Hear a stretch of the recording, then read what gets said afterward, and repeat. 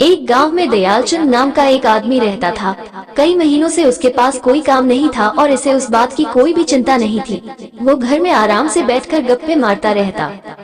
एक दिन दयालचंद, अरे भाग्यवान, भूख लगी है, पेट में चूहे दौड़ रहे हैं, अरे जल्दी से कुछ खाने को दो।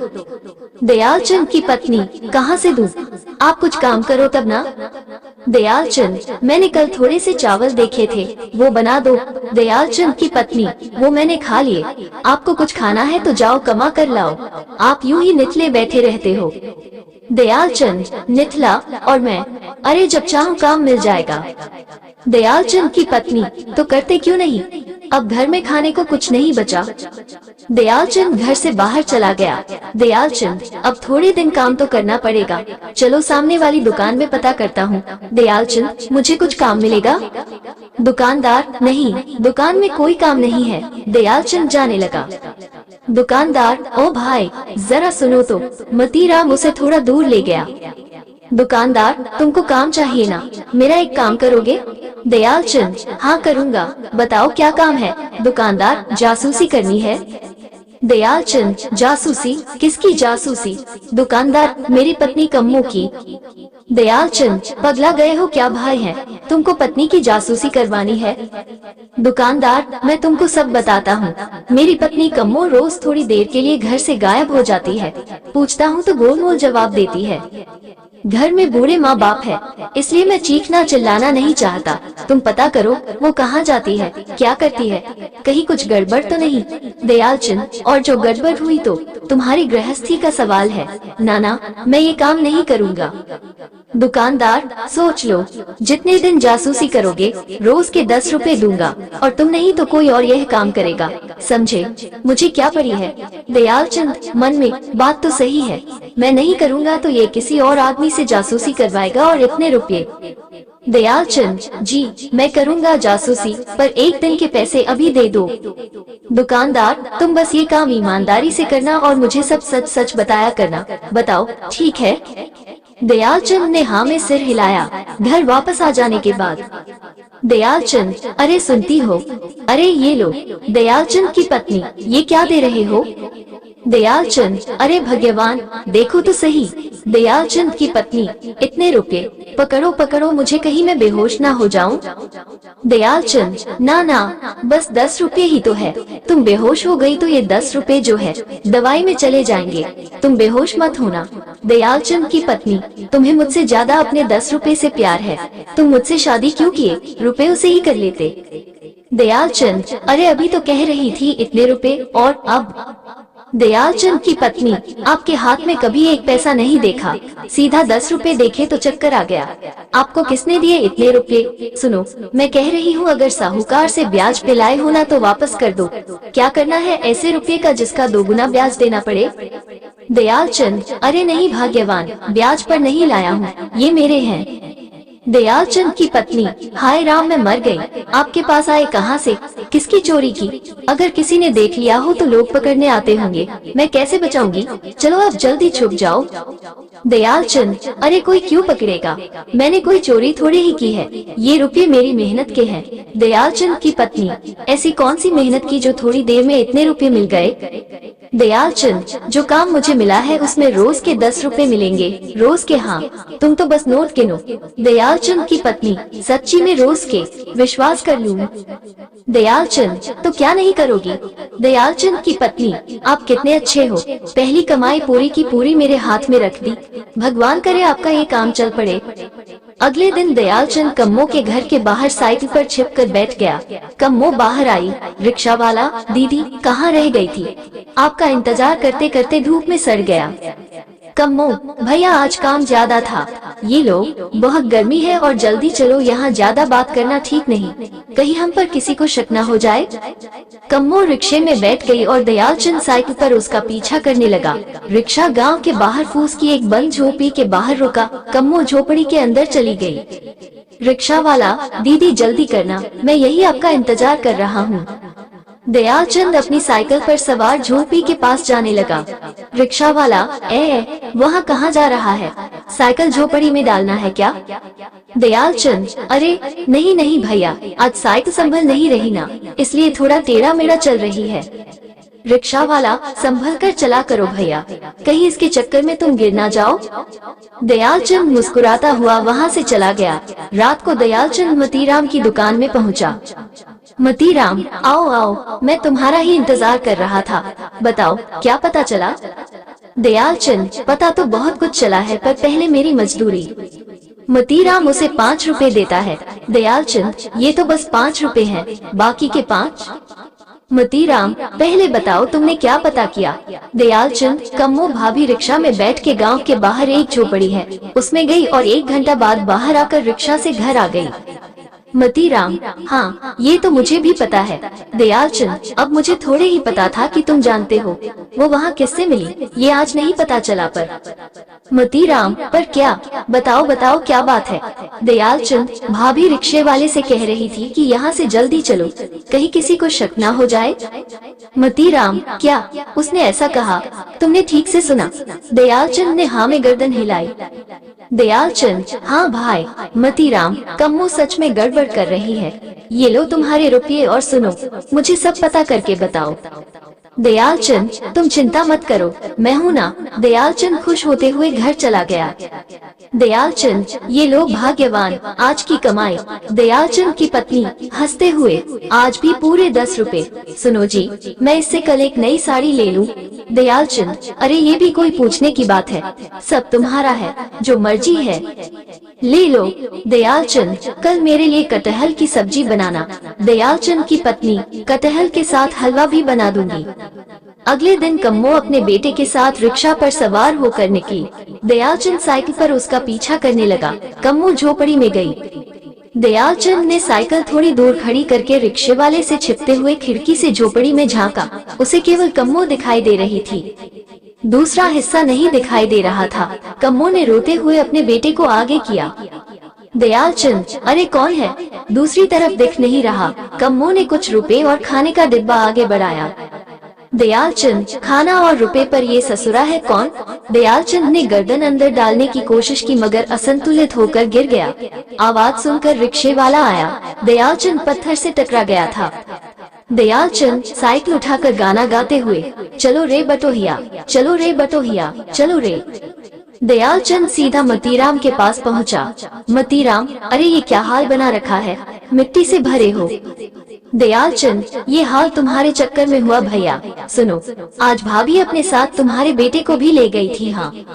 मतीराम, कम्मो मोनू को भी साथ ले गई। दयालचंद, वहाँ उन्होंने खाना और रुपये भी दिए। मतीराम, किसे दिए हैं, कौन था वो, तुम जानते हो उसे।